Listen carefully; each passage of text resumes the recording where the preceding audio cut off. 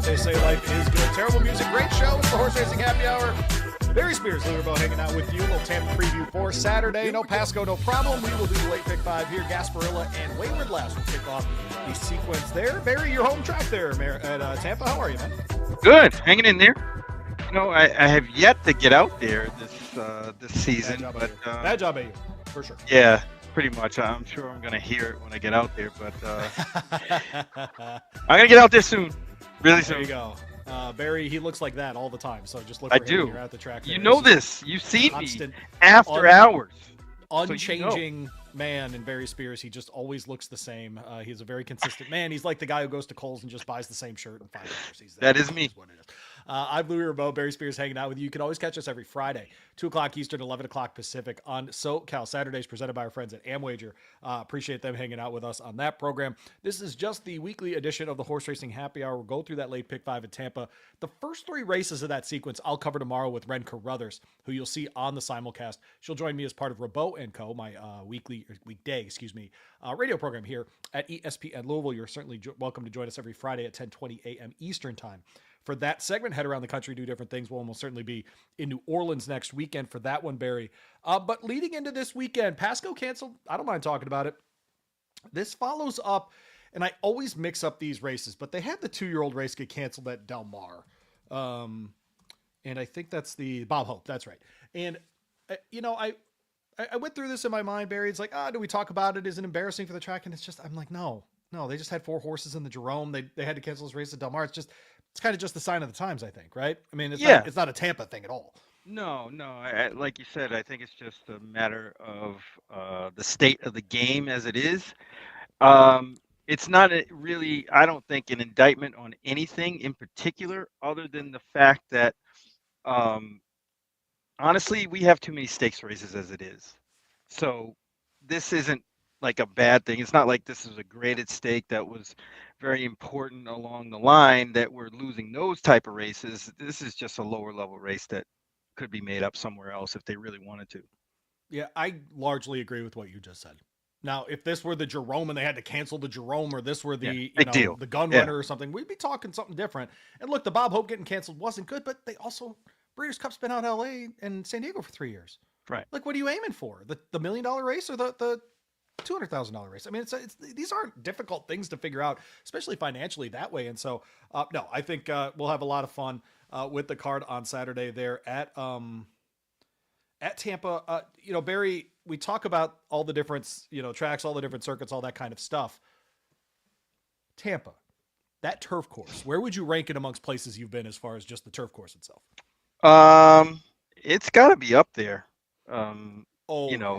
Top, definitely top 5, maybe even top 3 in my estimation. And yeah, the best ones I'm around on a consistent basis. Keeneland, of course, has a great one. Saratoga with the pair of really, really good ones. I've always been impressed when I go out west how good the turf racing, the surface itself, as far as Santa Anita, Del Mar, they're really, really good. The Tampa, man, it's right on that list for sure.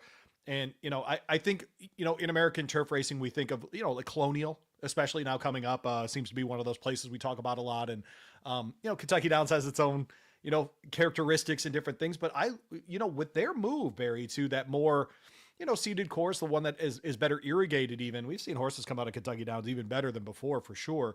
And the level of competition there is really great. So I really the highest graded I should say, race at Tampa every year is the Hillsborough. That's great too, right? And so, to me, that's a testament to how good the turf course is down there. Again, Ren Carruthers on with me tomorrow morning on Rameau & Co. if you'd like to jump in that way. Barry and I will start with race 6. It is one of the 2 stakes on the card, and this is the 3-year-old filly race. It's the Gasparilla, 7 furlongs on the dirt there. It is a 1-turn, 7 furlongs. That is the size of their chute there. At Tampa, $125,000 on the line here. Barry, newly 3-year-old fillies in this one. An even money favorite, the McKenzie. Love Like Lucy. I got to admit, McKenzie's caught me off guard a little bit as a sire. He's been pretty good, man. These horses go a little bit further than I'm ready for, too. Yeah, this is such a perplexing race because, you have these horses, a lot of them haven't even run in a little bit. They're starting their 3-year-old year, trying to get themselves in position to be maybe down the Oaks Trail, or just even you know, uh, a factor in the stakes picture going forward in the 3-0 Phillies division. That being said, it was hard for me not to put Tessellate on top.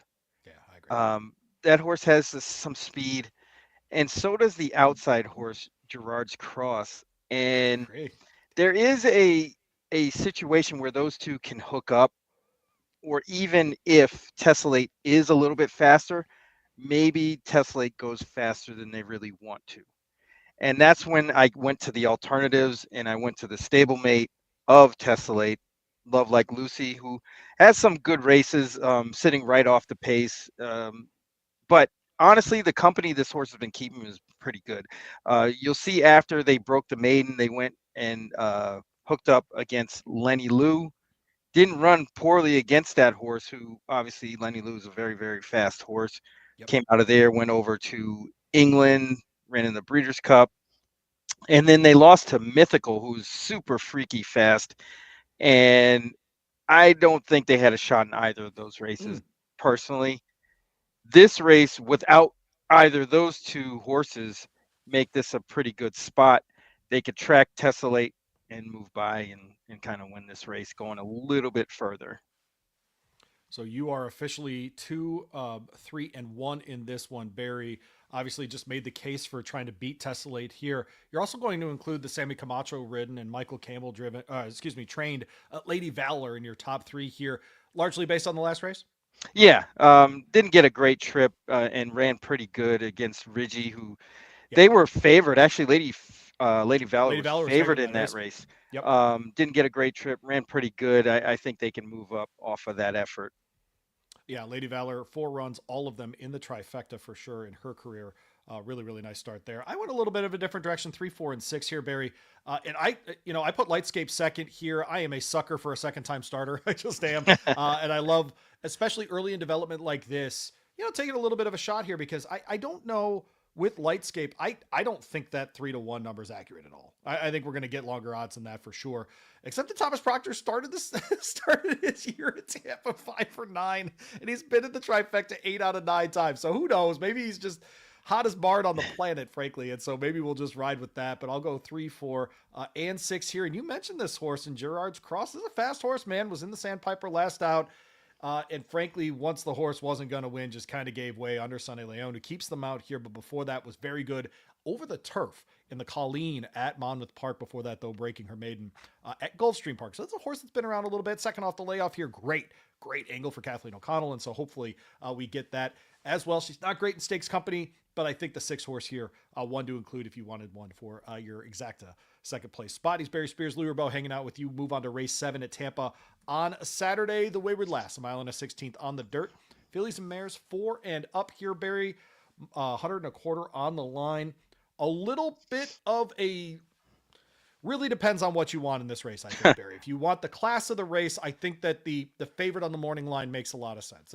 She makes sense as the class of this field. I think there are other ways to go though, and I am positive that you're going to try a different way. Yeah, absolutely. I'm never fond of closers in races like this, Yeah. especially in small fields.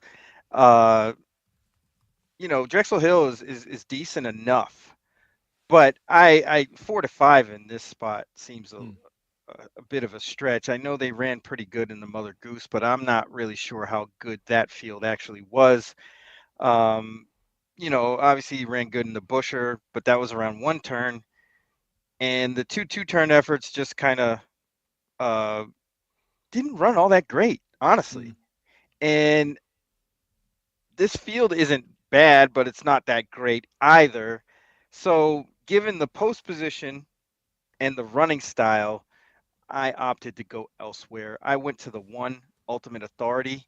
I think they just got a race into this horse last time, so that's where that turf run comes from. But prior to that, out west doing really, really good work behind horses like Kinza. Copion is in there in the maiden, Yep. in some main races. So I think this horse might have a little bit of a class edge. Might have been running against better horses overall rather than in a few races. And I think the trip makes a lot of sense here too. Uh, I think the 5 Andrea might be the speed of the speed here, and this horse could track right behind it, and definitely has some finishing kick. Barn mates again, so I think they want this target in number 5 Andrea. So I'm going to go with Ultimate Authority on top here. I think the 5 is absolutely a rabbit here. I totally agree with you. That is a 7 furlong horse that does not want to necessarily go the 2 turns. Maybe we'll want to. You and I are different on one angle in handicapping in general, Barry. I care about medication, I think, a lot more than you do. The one horse in here, all of its best runs with Lasix, not as much without. But also in modern horse racing, you're running without Lasix against better company too, right? So that's usually how it works. And so, frankly, if you wanted to make the counter argument there about class, I think you're probably right on about it. And so, 1, 5, and 2 for Barry in this spot here. I went an almost entirely different spot, 6, 2, and 3 here. I will lean on Drexel Hill in this spot. I think Barry's take on this being a closer and being concerned about that is absolutely legitimate. But I do trust Ben Curtis to give this horse the kind of race that she needs in this spot. That's kind of trip, at least for that. Agree with Barry on early on. Daniel Santino rides. This is the other Safi Joseph in this spot here. She ran the Oaks and got a bunch of time off. I just think that this is the kind of spot you bring a good horse back in, right? A softer, listed black type kind of spot where frankly it's not going to be a huge field. You're going to control most of the entries in it. And so I think she makes a lot of sense here. In the exacta 3 times out of 4 runs last year with a win in a maiden special before, frankly, just going on the Kentucky Oaks Trail. And that's what she did. Goes to Virginia Oaks, that 1 turn, mile and a 16th, gets a good second under Flavian Proud. Javier Castellano picks up the mount. In the Gazelle, you and I were there that day. And frankly, what was interesting about early on that day is she was the one who did the work. Sure Right. And did. then Ballerina Dioro catches up with her at the very, very end of the race. Chad Brown gets to win another one, and they all move on from there. She gets to the Kentucky Oaks. Look, if you want to blame it on the slop, if you want to blame it on the Oaks, whatever.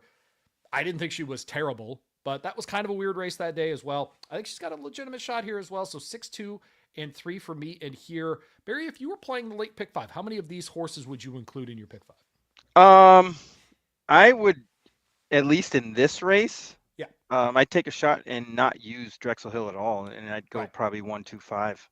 Okay, your 3 all top there would be in your pick 5 again. Barry 1, 5, and 2. I'll go 6, 2, and 3. Only one I didn't talk about in that. I'm definitely not 6, 2, and 3. That's an obvious. Oh, 6, 2, and 4. I apologize. I put 4 on both of my notes and all that. Runaway Diva in this spot.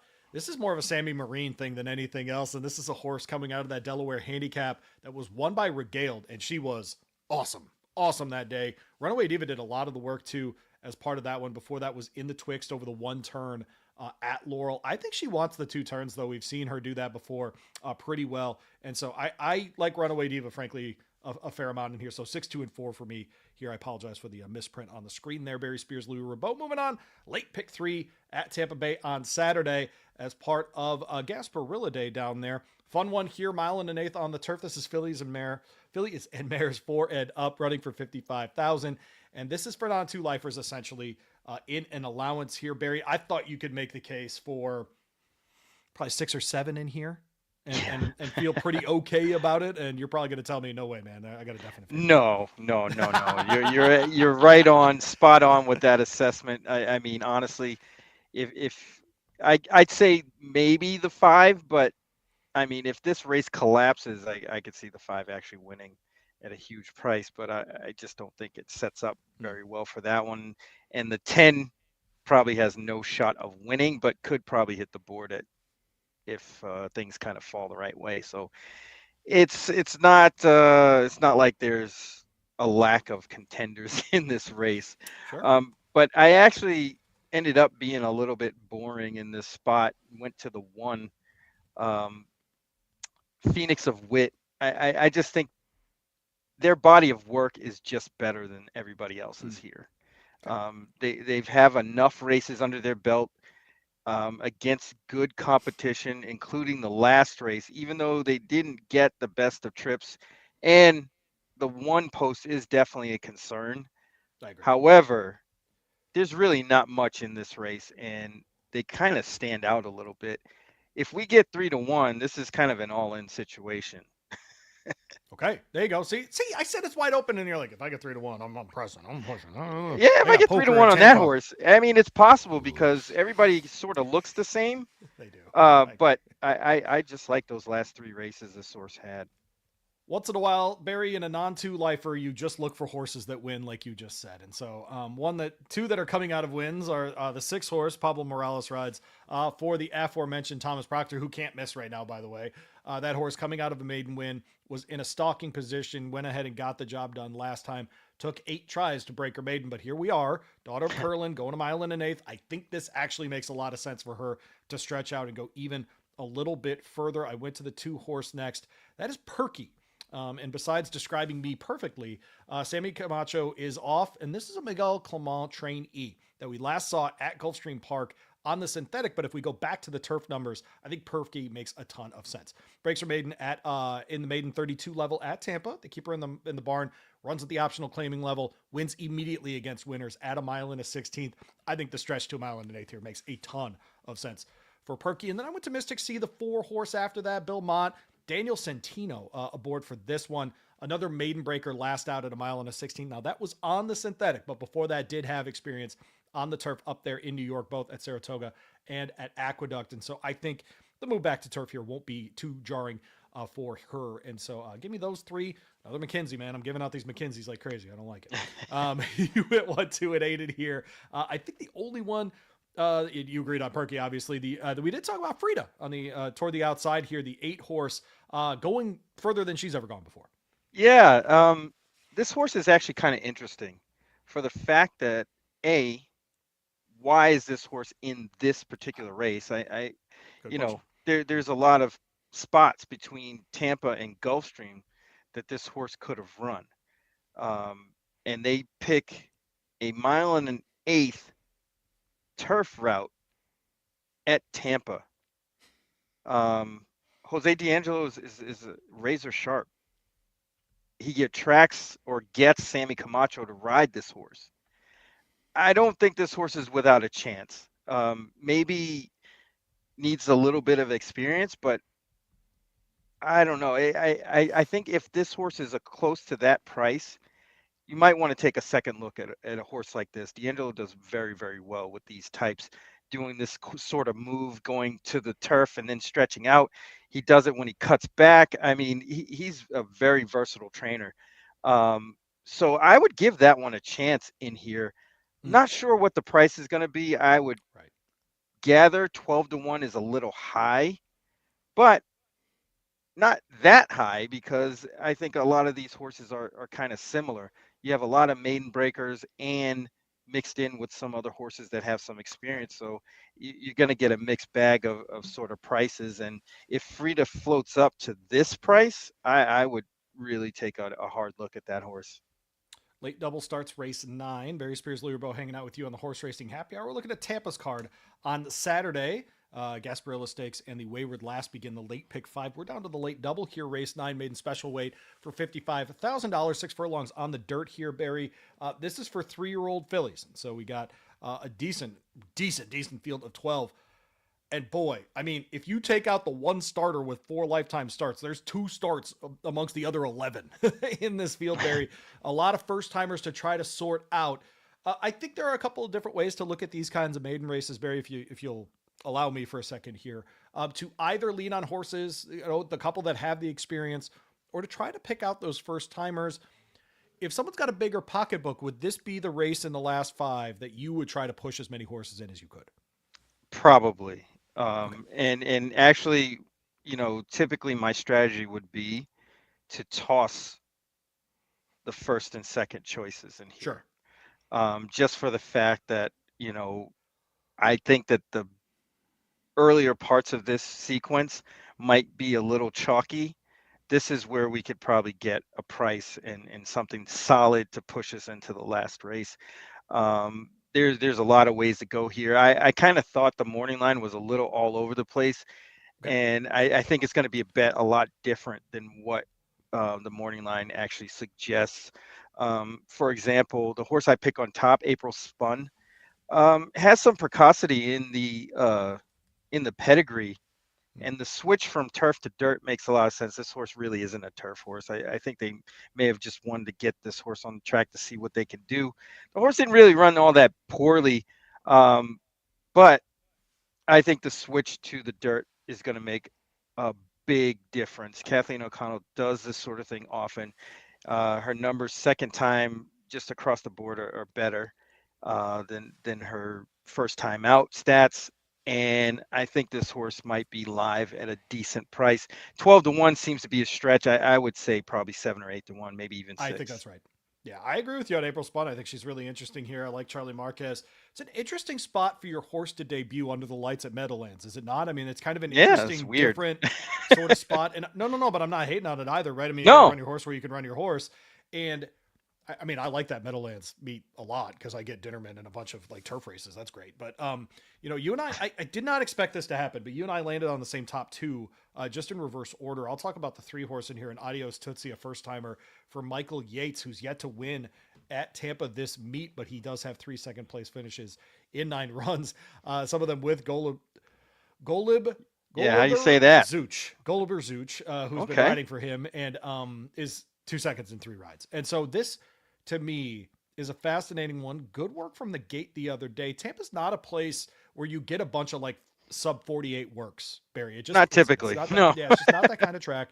And so for this horse to work sub 48 before her first start ever, and then to break from the gate and run as well as she did, top 10% on her on January 3rd to her last work, says something to me here. Daughter of Cajun Breeze, Florida bred here, but I think she's set up to run at least really well in here. So 3 and 9 for me, and then I went to the 5 horse, Barry, in Chit Chat. Will be the favorite here for Bill Mott.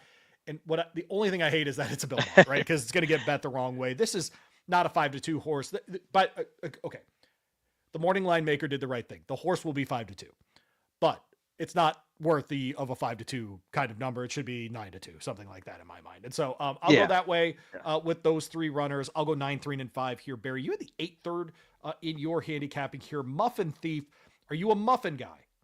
I am not. Oh, Actually. whoa. Not a muffin guy.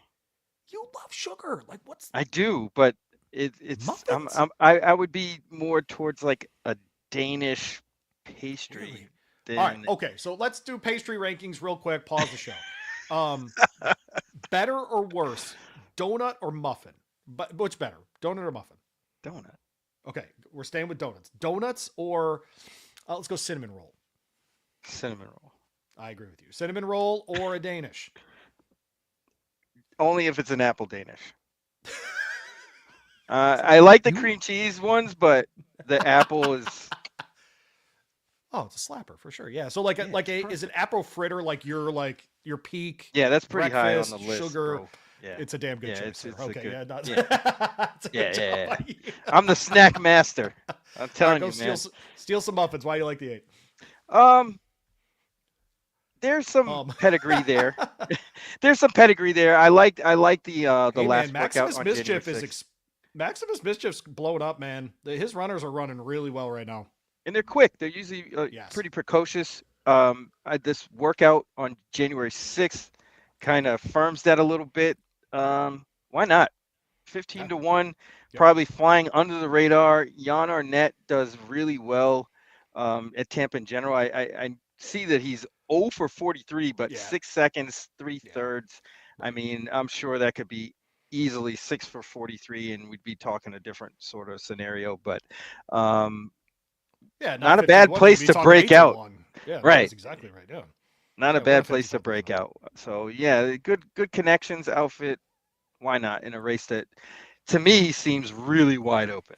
Yeah, take your shots on this one for sure. I totally agree with you. We will close the card, of course, race 10 down there at Tampa, Horse Racing Happy Hour, hanging out with Barry Spears. My name's Louis Rebell. Thanks for finding us today or this weekend, whenever you're hanging out with us. Again, I'll have Ren Carruthers on my program. You can find that interview at the Horse Racing Happy Hour platform as well tomorrow afternoon, around probably 12:30, 1 o'clock. We'll post that one. But a maiden special weight to close the card as well. This was for 4 and up on the filly and mare side. We are going a mile and a 16th on the turf there, as well as I said, 55,000 on the line here, Barry. We have some shorter priced favorites in here. I'll say the 7 and the 6 so that I don't make the other way around joke that I'm sure your daughter makes all the time. But she's a She child who does. lives in the United States. Of course she does. Yes. And so I also have children that make the joke, and I know how to do this. And so yes, who'd you land on? And why are you gonna not try to beat the favorites, you bastard? Yeah, I tried. I really, really tried to get around It's them, not worth but trying. I've Yeah, seen this you've seen Chad this horse Brown before. song before, where he enters a horse in a race like this, in the last race of the day at Tampa, and this horse just trots. Um, and you can see in the past performances here, this horse ran in the Florida Oaks Yeah, uh, last March against Nitrogen. Didn't run a step, but just the fact that they thought this horse could run there and kind broke of Frankie says Dettori to do it. Yes. right. It says a lot. Then they come back in November, just miss. I mean, it's just a matter of time. I just hope the price isn't too short. Yeah, Florida Oaks, of course, is a turf race. In case anyone doesn't know, had run previously at Gulfstream Park, just missing under Tyler Gaffalione. Chad Brown decided to take a shot and came out last time at Aqueduct. Looked good out of the Brendan Walsh barn, and so moves into the Chad Brown barn. He's great at all these layoffs, all the things. I'm not going to say anything about Celtic Motif that you already haven't. 6, 7, and 5 for me here. Vronti is a first time starter in North America. This is something Graham Motion does really well. And so I'm essentially just trusting him with a first time in North America kind of runner. So 7, 6, and 5 for me. Queen Dancing is 10-1 here for Belmont. And this is second off the layoff. This horse made up a bunch of ground in the last race as well. Barry kind of fought off a couple of other runners as well. That was one of those races where it's a big field, so 11, and about half of them go out quicker than they're capable of, and they all start to fall back. And so Queen Dancing got this kind of tough trip on the rail. It moved in a little bit too early under Junior Alvarado. Hopefully, Santino, who's very good at Tampa, will It's keep my this horse guy. away from the rail a little bit. Should be keep the horse away from the rail just a little bit. So 6, 7, and 5 for me in here. You got the one horse at least in the trifecta here, Barry. Make the case for the Palace Girl to hit the board. Yeah. Actually, Queen Dancing would have been my fourth horse if I picked a fourth. Oh, Um, okay. All right. So but we got similar thoughts here at least. Yes. yeah, Right. Right. absolutely. Yeah. Um, you see the Palace Girl back in 2024 at the Cura, Yeah. finished second in a 16 horse race. Wow. That's not easy. No, it's not. That's not easy. And I know, they show up here a year and change later, don't get a great trip, kind of hung wide and slow and traffic and all the nonsense. I think that this horse putting together another start in less than a year is very positive. Getting a slight makeover package, getting blinkers on for an outfit that does really well with second time starters, especially in the US. Uh, why not? I mean, I don't know what kind of price you're going to get. I would gather the 1, the 6, and the 7 are all going to be around the same price, give or take, let's say 9 to 5, 2 to 1, 5 to 2. Okay. Not in any particular order because I think any one of these horses could be favored. But I'm guessing that Chad Brown and his presence is Mhm. going to drive a lot of the win money on the 7. So I would say that one will probably be the favorite. But beyond that, it's up for grabs. The Palace Girl might go off a little bit higher than expected, but that's okay because this horse has a really good shot. Let's see if this works. Uh-oh. Oh Nah, yeah, there it is. it's not the end of the world. I think you can play this skinny, or you could try to hit that maiden race. And I think if you play it skinny, it's about $18, and if you don't play it skinny, it's about 72. So there you go. I'll put it back up for another 10 seconds here. Um, Pretty straightforward for me, Barry. 2 in the first race. I'm going to single Drexel Hill. I do trust her. I'm going to go 3 wide a couple of times, and then just use the 7 and the 6 in the last race. But again, I do think there is a world in which that maiden race in race 9, Blows up the board. But, it can. It can in at least. true Tampa fashion, it's probably Chalk it out in that race, and then the wayward lass will go to the longest right. odds or something. Yeah, right. Exactly. Something wild happens. I mean, I say this when I go on Steve Big Show all the time Yeah, yeah. sometimes. That there's 2 races a day at Tampa that have inexplicable results where you don't know how the horse that won, Yeah, right. and there's no real rhyme or reason. Hopefully, it's not in this sequence, but you never know. You never do. That's exactly right. He's Barry Spears. I'm Louis Rabo. This has been the Horse Racing Happy Hour. Good luck with your bets there at Tampa this weekend. Barry, what else you watching for this weekend? Anybody standing out to you? A little New Yeah. York, maybe a little football tonight. I don't know. Yeah, a little Miami football, but I think this weekend the cards at Gulfstream and Santa Anita should be pretty good. So hey, Santa Anita today is dope. I mean, like, great. So hopefully people get into that as well. Barry and I will be back tomorrow. it's my favorite 2 o'clock, song. same time, Eastern time, to do our SoCal Saturdays with our friends over at Amwager. Of course, 11 a.m. Pacific time out there. We actually cap the card before Friday's card starts. It's just because it's easier for my schedule. Yeah, turn it up.